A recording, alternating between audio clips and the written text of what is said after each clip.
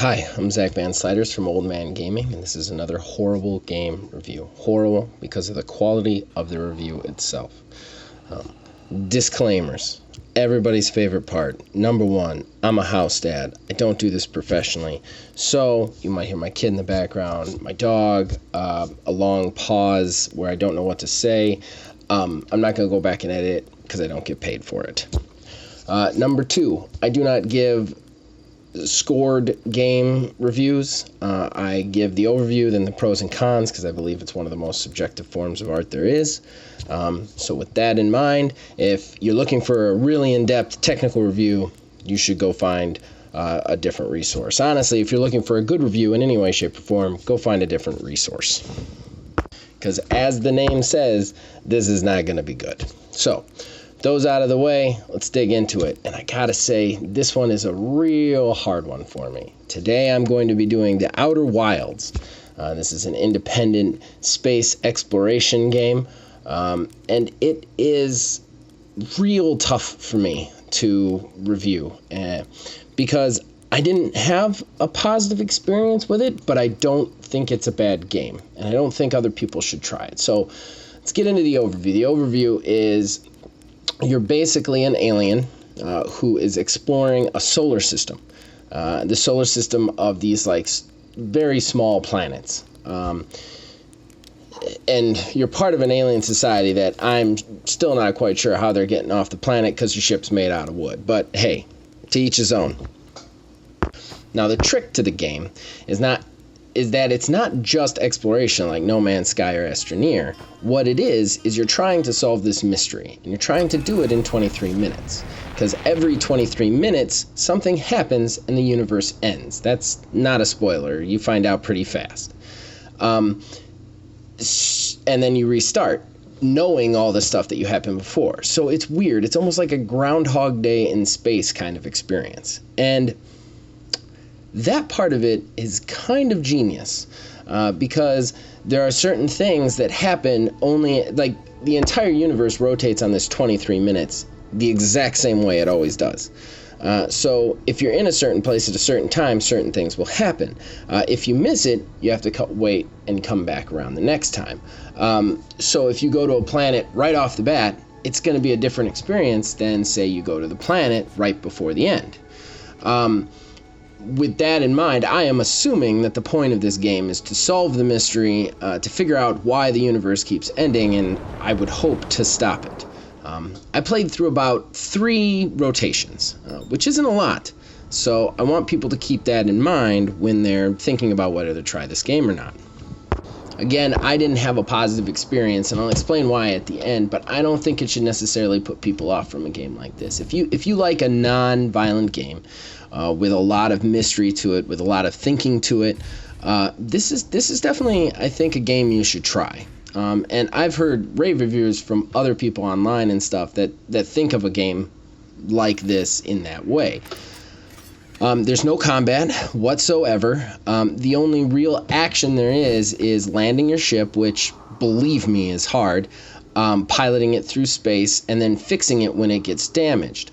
As well as worrying about oxygen and jumping and that sort of thing, like traversing the planet.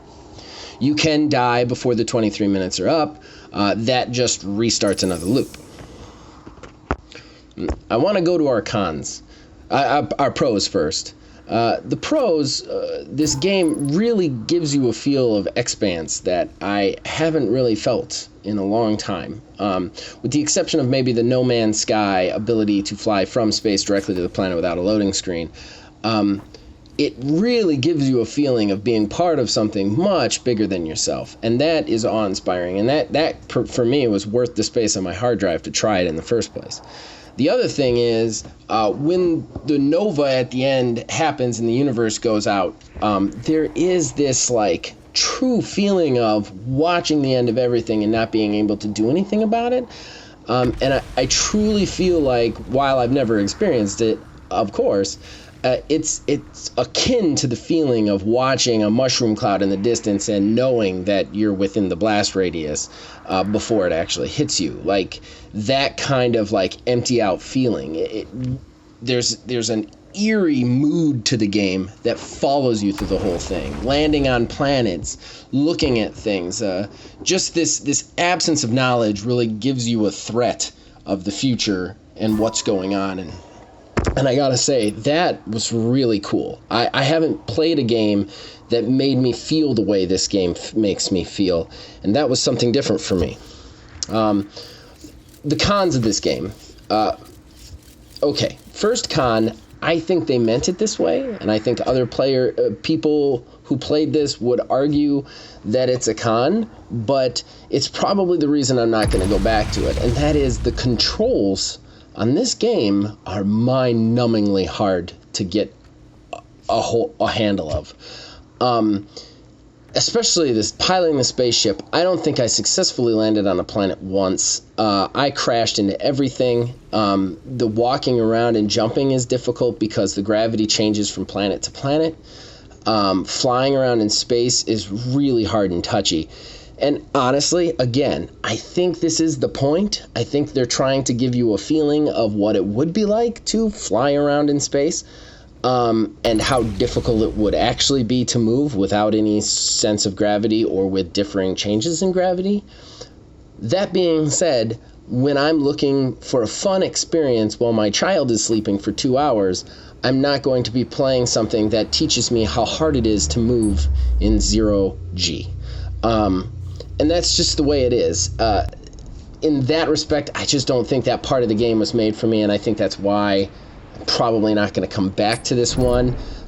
If I'm playing a mystery game, I want the systems, if there's no combat systems, I want the systems to feel as fluid, as easy as as a combat system would, and it just doesn't, and it's very hard to get a handle on.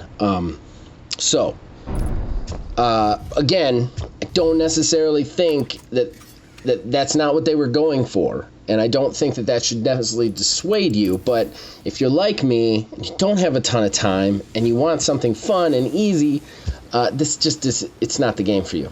It just isn't.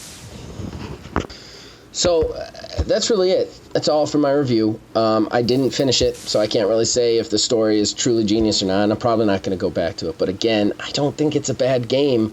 I just don't think it's made for guys like me. And I'm sorry if this review doesn't help you in any way, shape, or form. While that is the goal, they are terrible reviews, and you knew what you were getting into from the disclaimers at the top. So you probably just wasted the last 7 minutes of your life, but either way, I hope you had a little fun. I hope you took away from this, and I hope I helped you in some way to decide whether you'd want to play this game in the future. And as I always say, if you guys keep watching these, I'll keep making them. Hey, are you into self-torture? Do you want to watch more of these terrible, horrible reviews? Well, you're in luck, because if low production values are your thing, click any of the things you see around you to see more terrible reviews that I did in my basement. And of course, don't forget to subscribe for a steady stream of abuse.